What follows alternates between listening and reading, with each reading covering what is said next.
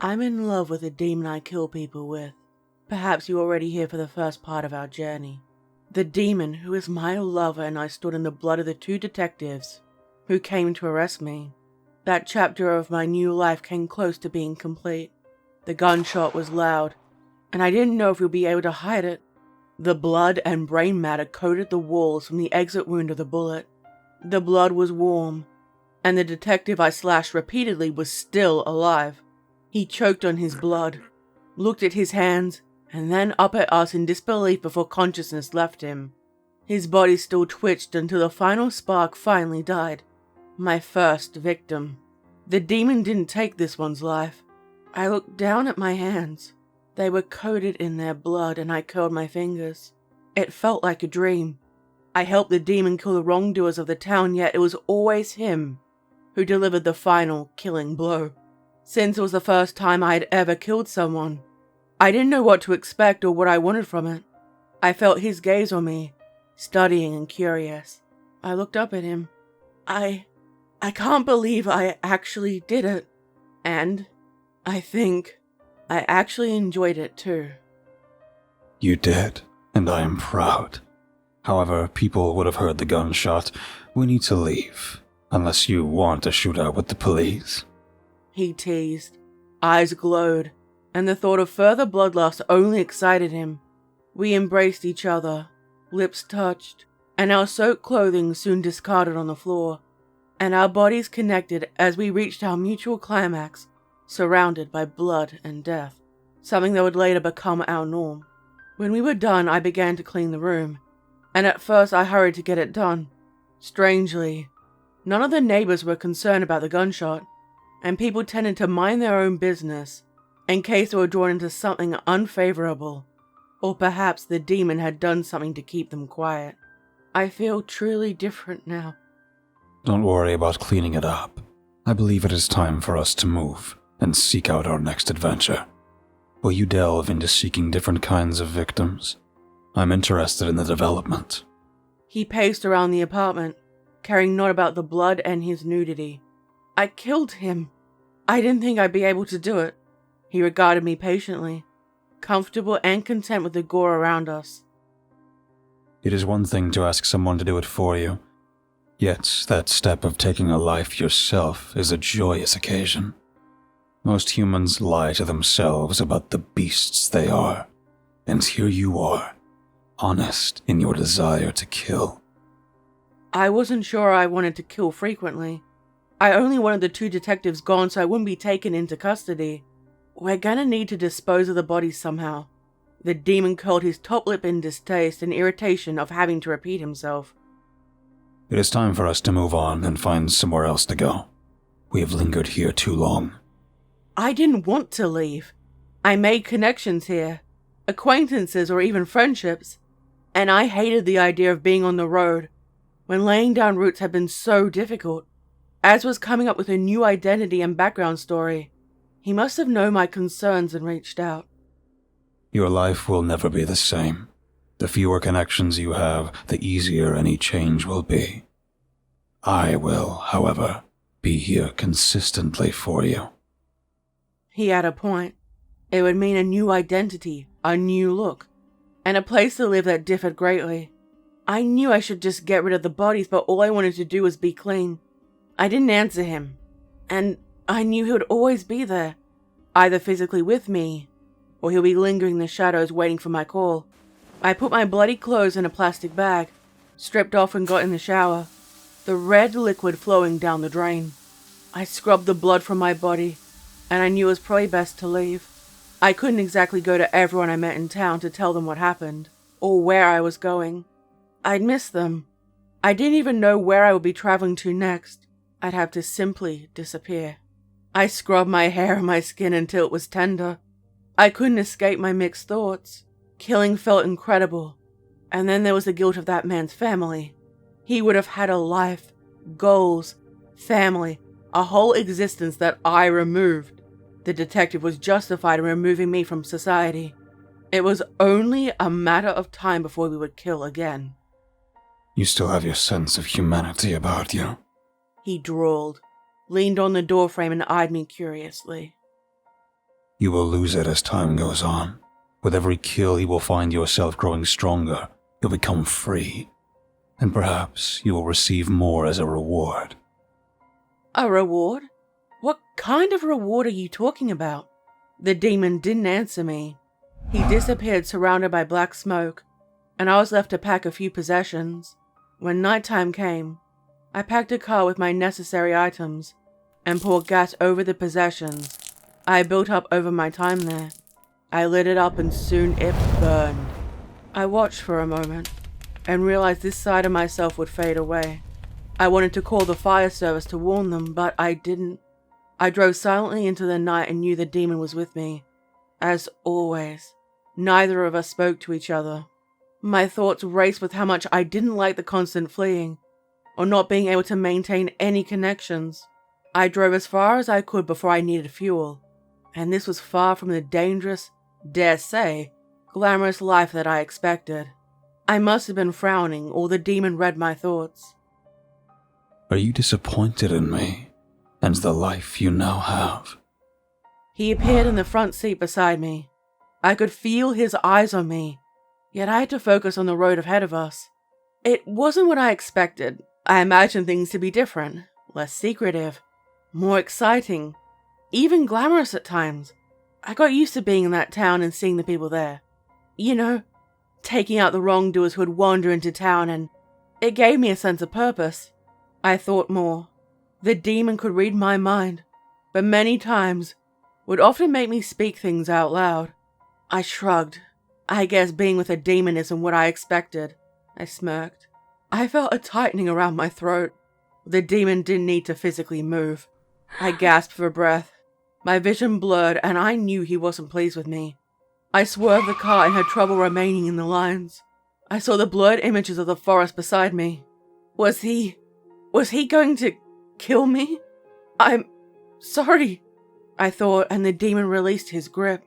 I moved back between the white lines of the road and kept driving. I was going to take us to a similar small town on the outskirts, but decided it too would give me a chance of being found, again. The world was becoming smaller. I heard of a small town on the fringe of society, one of the last free places where the law rarely went inside. It was known to be dangerous, and filled with people who belonged in hell. Not everyone. Some simply wanted to disappear from the grid and leave society, while others desired a perfect killing field, the ideal place to hide. There was a series of abandoned homes and stores simply left to rot.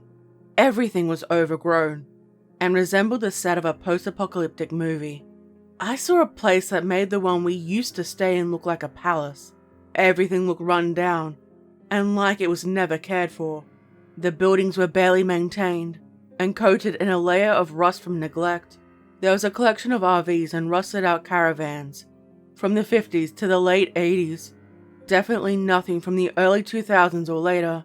Scattered were cars in various stages of decay, and some I'm pretty sure were stolen, with missing tires and other parts removed. The only way I knew where the office was by the faint sign that swayed in the breeze with a creaking sound. There was a space I guess was a makeshift car park, and I drove into it. I parked the car, unbuckled my seatbelt, and looked to the passenger seat, and the demon had vanished. I got out, and already there were people sitting outside, watching me. And they didn't move when I smiled at them. Instantly I felt unwelcome. I opened the well-worn screen door with a loud scraping sound, and I heard a bell overhead to announce my arrival. There was no one sitting in the front part that served as the office. I waited, exhaled, and wondered what I should do next. Hello? I called out into the empty trailer. I looked down and saw crates of old beer bottles, a few discarded around it. The place looked like it had been cleaned for some time. Everything had a layer of dust on top, and a strange odor clung to my nostrils. A man with a stained white wife beater with sweat marks at the sides stumbled out, grumbling and cursing at me, life and anything in between. I could barely understand what he was saying. What do you want? He looked me up and down. His gaze lingered too long on my cleavage, and he flopped himself roughly on his seat. Dust blew up in the air. I'm looking to stay here for, a while, a week. I could feel myself wincing, possibly more. A week, huh? We don't need ID out here. You want to stay in a caravan? Yes, please. Okay. He pulled a bread roll out of his off-colored tighty-whities and took a bite before resting it on the dust-covered table. That will be $100, and... His gaze left no doubt about what he wanted. 100 for my silence. I said, my purse in my hand. No one willingly chooses to stay here. People come here when they're out of options. He said, a broad, lecherous grin on his face as he leaned back with his arms on his head. No doubt he expected me to climb on. I was hit in the face with the foul aroma of his body odor. I slammed all the money on the table, hard, glared at him. He looked surprised and handed me a filthy, grimy key. Number 7, and maybe I will see you sometime. I snatched the key and slammed the door so hard it nearly fell off. You know, you could have dealt with him. I heard the demon's amused voice in my head. This time he did not appear beside me. I ignored him. I drove to Caravan 7 and it looked like all the rest. Run down, possibly filled with vermin, and a place no one would willingly stay. I opened the door, stepped inside, and saw it hadn't been cleaned since the last guest stayed here. There were food packets on the table, and some items of clothing had been left around the place. There were a bunch of receipts on the counter. I didn't want to stay here one night, let alone a week. In short, it was an absolute fucking dump. Oh, you take me to the nicest places. The demon taunted me. He was seated on one of the couches, lazily lounged and wrinkled his nose as he ran a fingertip along the windowsill, rubbed his finger and thumb together, letting the dust clump fall to the floor. The clerk of this ever-so-wonderful shithole is perhaps the nicest character here. You have led us to a collection of the worst humanity has to offer, and they most certainly have noticed you. You're not only an outsider, but prey, and you can use that to your advantage. They will likely be coming to see you tonight. This very well could be a killing field. He placed his hand delicately on his chest. I am perfectly at home here. You, on the other hand, may not enjoy it so much. You will need to kill when you are here, otherwise, you will be killed. I had a feeling the demon wouldn't allow that to happen. I know, and that's part of the reason why I decided to come here. I didn't look at him. I was busy cleaning the surface of the kitchenette table with a cloth, trying to make the place livable. I don't want to be around good people. I need somewhere I pondered the correct term. Anything to make sense. I can hunt freely and ensure you are fed, in case we need to travel quickly. I can't deal with the guilt of killing another innocent person. He practically beamed, and I felt the hair stand up on the back of my neck. Those eyes of his glowed, and I felt my love was proud of me, or he finally got what he craved. Oh, you have come a long way. I promise the next place we will go will be less like this. However, so long as we feed together, I am happy. Feed? No, you're the one who feeds. Oh no, I am no longer the only one who feeds, and you, my dear, you have gotten the itch to kill, haven't you? He wasn't wrong. The more I killed, the more I enjoyed it. Without it, I couldn't bring myself to... You don't need to be shy about this with me. With the blink of an eye, he was behind me and wrapped his arms around my waist, then pulled me close. I could feel his breath caress my skin. It is normal for your kind to want to kill. Why do you think there are so many laws that oppose it? So much propaganda to keep your kind docile? Again, he had a point. Him being so close, I nearly forgot what happened earlier in the car. His hands explored my body, and I easily fell into desire. We held each other, and this was home for me. I felt a sharp sting on my back, and saw scratches in 3. On closer inspection of my back, I trailed my fingertips along the wound. It was lifted, almost felt like a burn. The demon disappeared and went wherever he left to go. I finished cleaning, piled some of the more interesting documents I found, and made the place as livable as I could. Soon it was dusk. I switched on the lights. They flickered, and a solitary moth fluttered around the light bulb, bumping into it, and was surprised every time it got burnt. I looked at the receipts, and guessed that a single man had resided in this caravan before me. It looked as though he was on the hunt for someone, or, in particular, something out of the ordinary. He tracked down a killer, and hoped to take him out for killing a woman in his family. I moved the newspaper clippings to one side. I lay on the bed I already put a sheet on, and hoped I wouldn't feel bedbugs crawl beneath me. As expected, I heard many of the residents talk around the caravan, wondering whether I had anything worthwhile to steal, if I would be good in bed, or if they could keep me permanently to themselves. Some were talking about what I would look like while they were killing me. Before, hearing these horrible things would have terrified me, but now, I smiled to myself, imagining the grotesque ways I would mutilate them and watch them die. I would take my time to prolong their suffering, without having to worry about being caught. I dozed off, feeling the demon's presence around me, and feeling safe knowing I had him to protect me. I didn't dream anymore. I heard scraping sounds.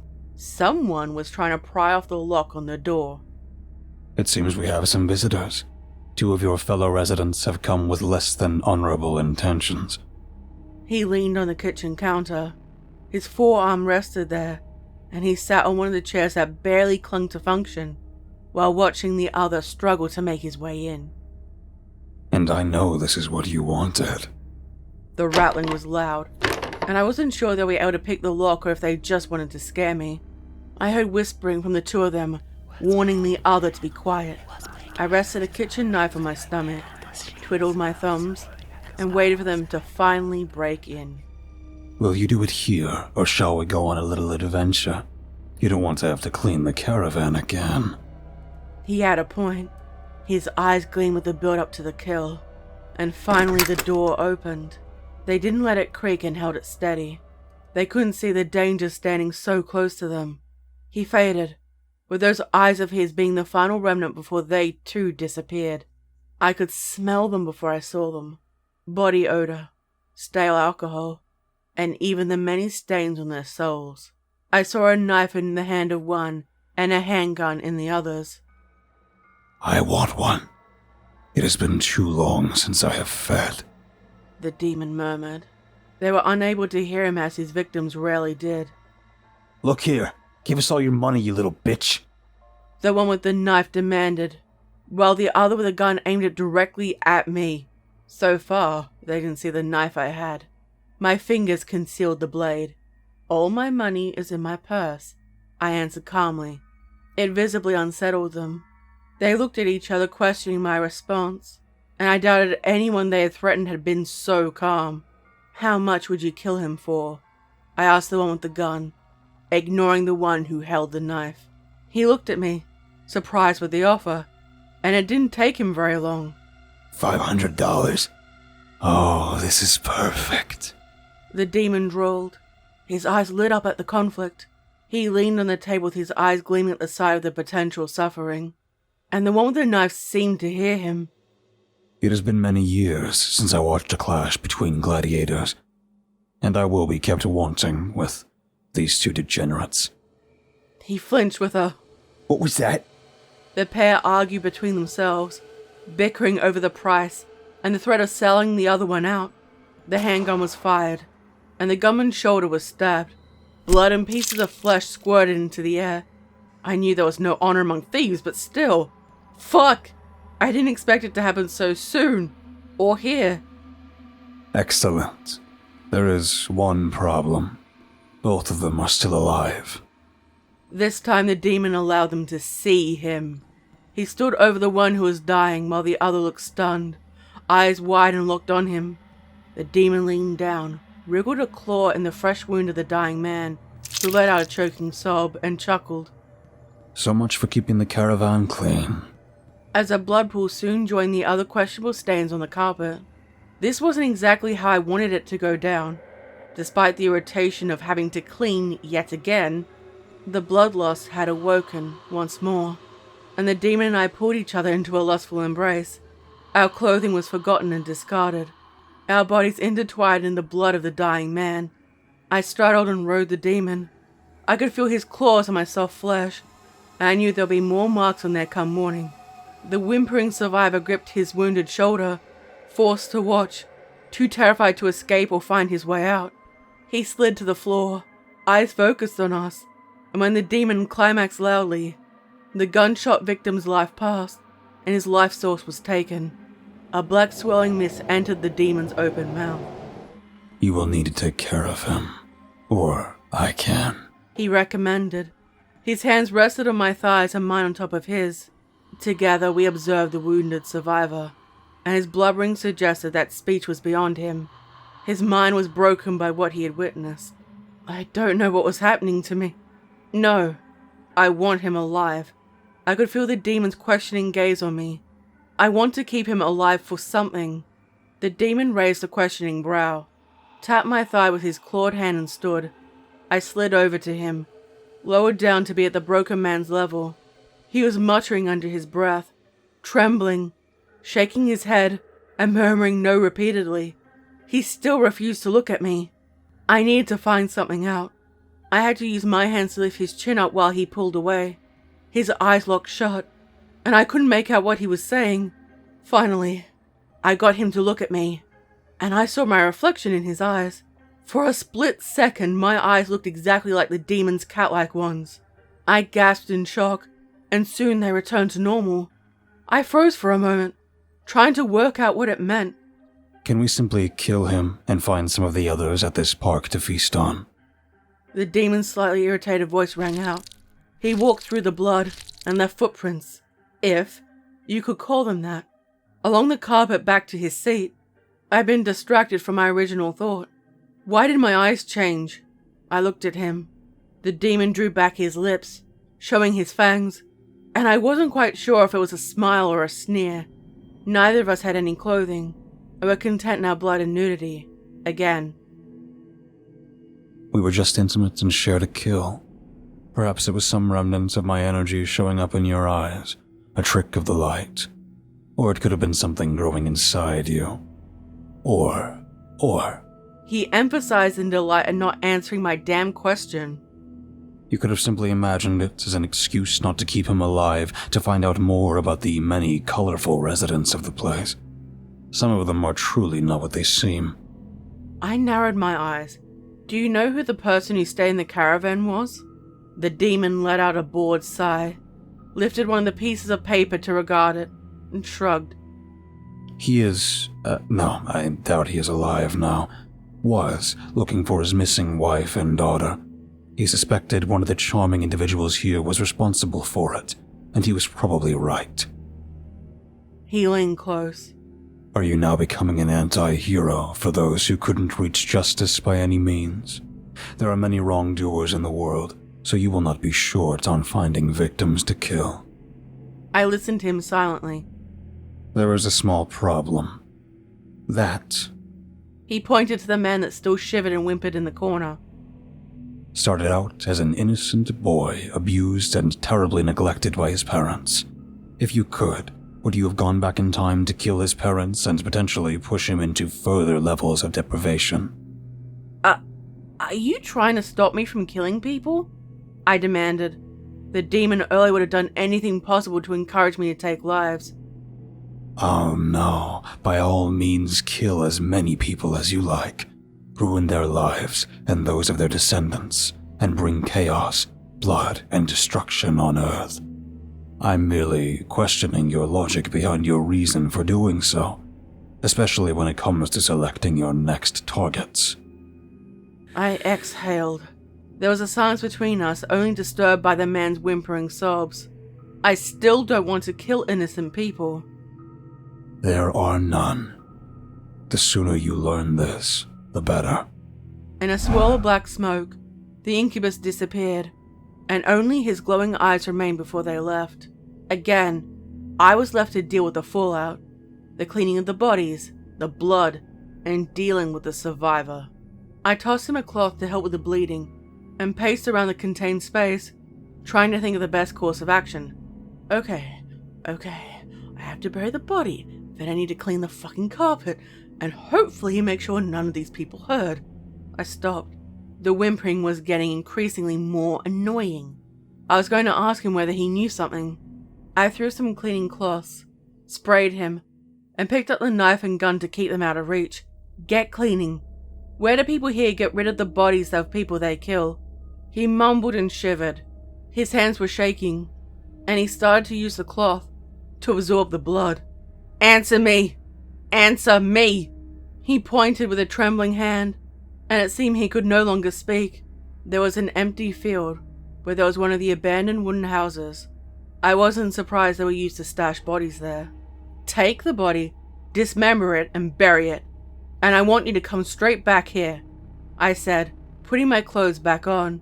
There was a gleam of hope in his eyes, a sadistic one at that. Make no mistake, we have your scent now. You will never escape us. I answered with more coldness than I thought I possessed. I certainly couldn't track him. However, I knew the demon certainly could. But would he? I could never tell what he would actually do. He rolled the corpse of his one-time friend and what was left of the sheets, ignoring his own injury. He was murmuring something under his breath. It didn't sound like any language I heard of, and I watched while he lifted the body up. He stood, swayed, and I awkwardly held the door open for him. I figured he would make his way back. I couldn't help but stop to look to see if anyone saw, or if they were watching me. Other than a few outside lights and the sound of crickets chirping, I closed the door, groaned at the sight of the mess, and started the grueling process of cleaning it up. I must have dozed off, and woke up to the thick smell of bleach, and saw the wounded men scrubbing the floors. I groaned. My hair messed up and looked at him. He stumbled around, still whispering that unknown language, and cleaned with inhuman speed. His eyes were vacant, and he smelled a little worse than usual. I stood, crept over, and looked at his face curiously. His eyes were really glazed over, with an unnatural, even unalive sheen to them. You're welcome. I heard the demon's voice. He was back sitting in his usual spot, his humanoid form surrounded by the black swirling mist. His eyes glowed and regarded me. Come, you will need to go to the shower block to clean yourself up. You have blood in your hair. He physically disappeared, and I knew he was still around. I could feel him. I walked to my car, opened the door, and lifted out my toiletries and clean clothes before I made my way to the shower block. What happened to him? I fed, and now I'm using his body as a puppet to do the manual labor. I didn't trust that he wouldn't try and betray you the first moment he could. As soon as he left the caravan, he was a dead man. Couldn't you have at least told me you were going to do it? You didn't need to know, and a part of you wanted to keep him alive. You could never trust him. I sighed with irritation. There were plenty of times when I felt like I couldn't trust the demon either. And deep down, you know I'm right. What is going to happen to him? The demon lifted his shoulders, almost a shrug. He will rot and stink eventually. His soul remains intact within a dying body. That fate sounded truly grim. I shivered, and wasn't surprised that the demon could be so callous. What he planned for you was close to being as bad. I didn't want to know what that was. I wasn't surprised. I walked into the toilet block and it was every bit as disgusting as I thought it would be. There was mildew and mold coating the different surfaces. There was loose hair and random bits of discarded clothing laying around. I didn't want to be here.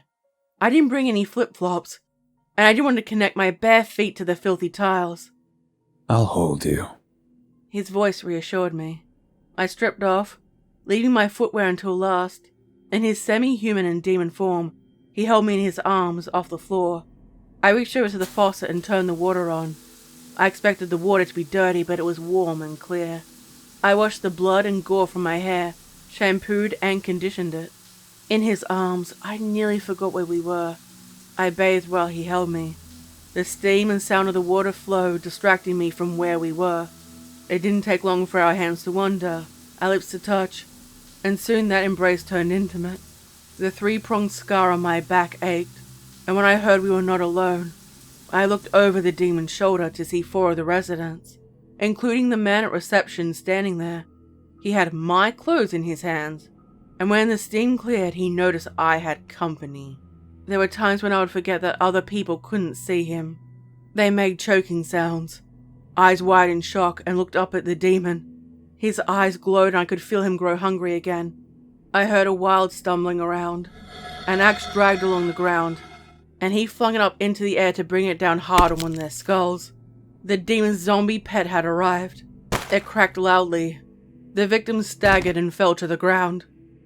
It seems this fine establishment has become even more unclean. He growled. I reached out to turn the faucet off, and he lowered me to the floor. The remaining 3 swore, and stared in amazement at their lifeless but moving friend, and tried to attack and stop the walking corpse. One held a machete in their hand, and struck down at his arms.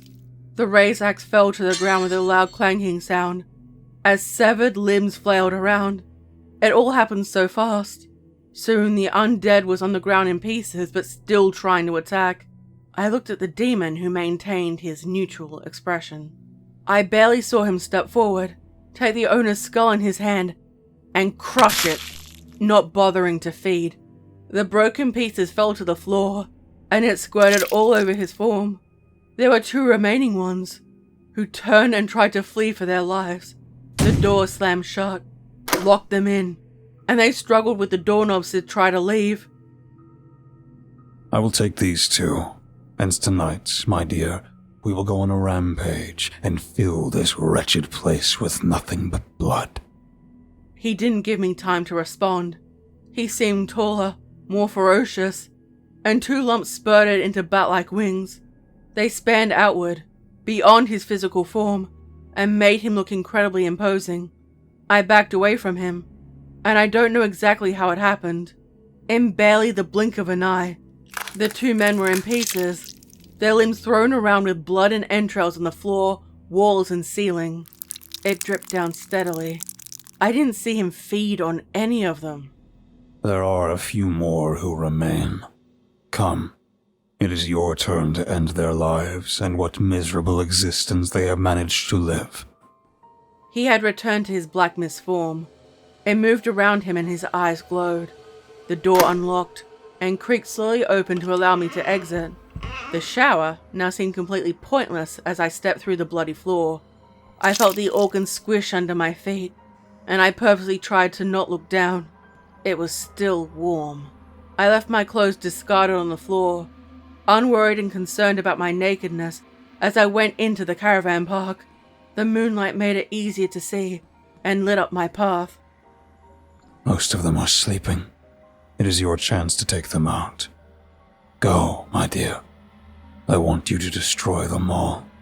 He sounded weaker than before. Perhaps the change had taken a lot out of him and drained him of his powers. Was it right to kill people while they slept in their beds? No. I wondered what they too would have done to me if they had the chance. I walked to the nearest trailer, guided by the demon, and pulled the door off the hinges with surprising strength. It didn't wake the occupant. A woman, curled up asleep. I didn't have any weapons with me, and a quick look around the room showed me there weren't any. I grabbed the nearest pillow, placed it over her face, and started to suffocate her with it. She struck at me. Her muffled screams didn't slow me down, and she tried to strike at me. A few times she managed to do so. Getting a hands-on approach had something killing with a knife didn't. Pun totally intended. Soon her body went limp, and I went to find the next victim. He followed me, fed occasionally as I killed in a variety of ways. Strangulation for one. One of the caravans was locked and set on fire. The blaze bright, and the screams only alerted more of the residents. The roaring flames spread from one caravan to another. The screams of those who managed to escape filled the air, and they tried to run toward one of the abandoned houses. You're doing well. Do not stop. Leave none of them alive. He encouraged, a growl behind his words. There was no hesitation. He left all the killing to me. The screams and pleading all ended up sounding the same. They blurred together, and I no longer felt like myself, almost as though I had left my body and became another person entirely. There is another. See if you can find her without my help. One of the women didn't flee. She cowered behind the overflowing bins. She kept peeking out, shivering in the night and at the horrors she had witnessed, no doubt being done to people she knew had done far, far worse. And at this point, I didn't care what her crimes were. Anyone could have walked into the park, and they would have met the same terrible fate. Once the final life was taken, her soul left her body and was drained by the demon. Blood-soaked and exhausted, I fell into his arms and my head swam. I slipped into darkness, and all I heard was, "It is my turn to choose the destination." I hope you enjoy this story. What did you think of it? Let me know what you thought in the comments section down below. Don't forget to stab the like button, subscribe, hit the bell and leave a comment. This video is made with the support of my incredible channel members, Patreon subscribers, and all my viewers. Thank you so much for supporting me. Don't forget to check out my social media accounts below, including my merch. Stay safe, my little spooklings. And remember, I'll be watching you.